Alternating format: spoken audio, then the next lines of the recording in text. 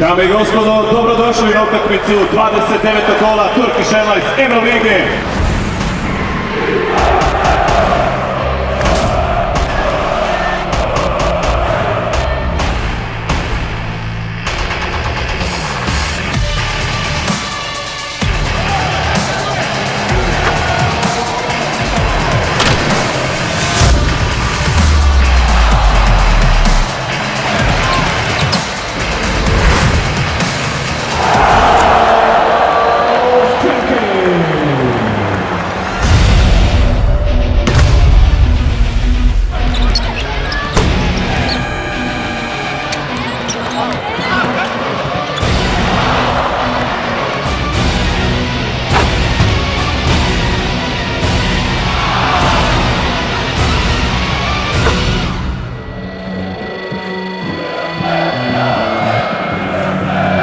Večeras nam je potrebna dobra energija sa svih strana.